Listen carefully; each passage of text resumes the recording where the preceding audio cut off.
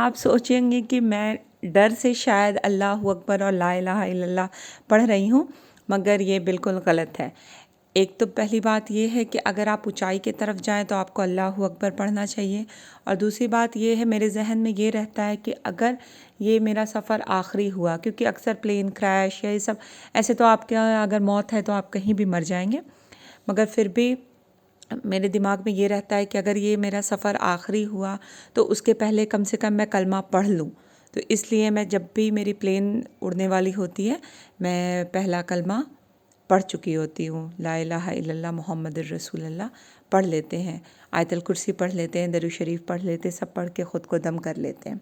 बाकी फिर अल्लाह के अमान में, अल्लाह की हिफाजत में। वाह, ऊपर से दिल्ली देखे कितना खूबसूरत लग रहा है।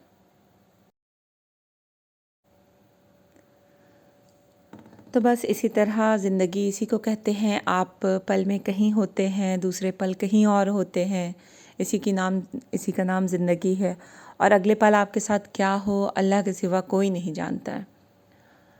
तो बस मैं यही कहूँगी कि आपस में मोहब्बत करें, एक दूसरे को प्यार दें, और बस खुश रहें और एक दूसरे के लिए खुशियाँ बांटें, और क्या।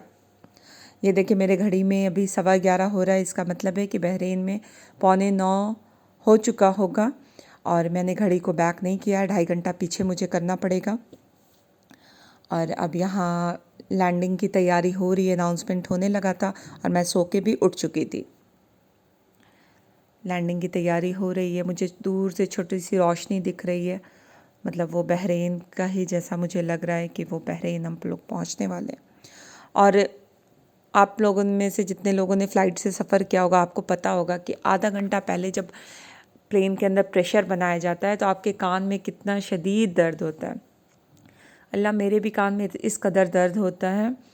मैंने उसके लिए कितना गूगल किया है, कितने उपाय सोचे हैं, मगर कुछ नहीं होता है। एक तो च्युइंगम चिबाओ, उससे भी कुछ नहीं होता है, या फिर वैसे ही प्रेशर आपको ख़ुद से क्रिएट करना होता है, नाक बंद करके और मुंह बंद करके अंदर से आपको फूंकना होता है बाहर की तरफ। मगर अल्लाह गवाह है, ये सारे टोटके बेकार होते हैं। वो जो हाफ़ एन आवर आपका कान दर्द होना है वो होके रहेगा, आप कुछ कर लें। मैंने बर्ड्स भी डाल के देखा है, इनफैक्ट मैंने एयरपोर्ट से ही ख़रीदा था, मगर कुछ भी नहीं, कोई भी काम नहीं देता। वो प्रेशर जो जनरेट होता है उससे आपके कान पे प्रेशर पड़ेगा और आपको दर्द होगा ही होगा। खैर बियरेबल रहता है, उससे कुछ ज़्यादा नुकसान होता नहीं है, और जब लैंडिंग होने लगती है तो वो दर्द भी ठीक हो जाता है। तो आंखें बंद कर चेहरा ढक सकते हैं। अब सुविधा के लिए हम प्लीज हैं, धन्यवाद। Kind attention please to confirm with health regulation, we will ticket and shortly after. मुझे सफ़र में थोड़ी हेडेक हो गई थी, मगर एक बहुत अच्छा प्लस पॉइंट रहा कि मुझे तीनों सीट खाली मिल गई थी। एक जो बंदा मेरे बगल में था उसे भी मैंने कहा कि आप आगे चले जाएं, क्योंकि आगे की भी सीट खाली थी, और मैं बस अपना आर्म रेस्ट को उठा करके पूरे तीनों सीट पर मैं पूरा पैर फैला के सो चुकी थी। मीन्स मैंने प्लेन को स्लीपर बना दिया था। आराम से 2 घंटा मैंने अच्छी नींद ली। उसके बाद उठे तो 11:30 हो चुका था। इट मीन्स कि लगभग 11:30 हो गया था। बहरीन में 8:45, 9, 9:15 तक हम लोग बहरीन लैंड कर चुके थे, टाइम से पहले। और आप देखिए ऊपर से बहरीन कितना खूबसूरत लग रहा है, ऐसा लग रहा है दिवाली, ज़मीन पे दिए जल रहे हैं, और ये मुहर्रक पुल आपको कार आती जाती भी दिखेगी। बहुत खूबसूरत, बहुत खूबसूरत। तो अल्लाह का लाख लाख शुक्र है, मेरा सफ़र बहुत आसान रहा और मैं आराम से पहुंच गई। तो अगर आपको मेरा ये वीडियो पसंद आ रहा होगा तो प्लीज़ मेरे वीडियो पे लाइक कीजिए और अपने कमेंट कीजिए, और चैनल को सब्सक्राइब ज़रूर कर दीजिए, और अपने फ्रेंड एंड फैमिली को भी सजेस्ट कीजिए कि वो मेरे चैनल को देखें और सब्सक्राइब करें। प्लीज़ प्लीज़ प्लीज़ मेरे सब्सक्राइबर बढ़ाइए।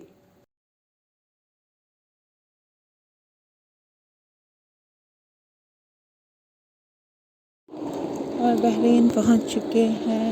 सफ़र बहुत अच्छा बीता, थोड़ी मेरी तबीयत ख़राब हो गई, मगर बाकी सब अल्हम्दुलिल्लाह बहुत अच्छा था।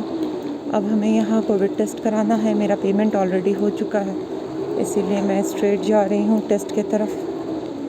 टेस्ट के लिए देंगे, बैगेज कलेक्ट करेंगे और फिर बाहर निकल जाएंगे। हस्बैंड मेरे बाहर वेट कर रहे होंगे, तो चलते हैं, सब काम जल्दी जल्दी करते हैं अल्लाह करे ज़्यादा भीड़ ना हो। तो फाइनली मेरा कोरोना टेस्टिंग भी हो चुका है। मेरा पेमेंट ऑलरेडी डन था, इस वजह से बहुत ईज़िली जल्दी हो गया। और आज रश भी नहीं है, लगता है ज़्यादा फ़्लाइट अभी नहीं आई है। तो अब चलते हैं, बैगेज लेते हैं और बाहर निकलते हैं।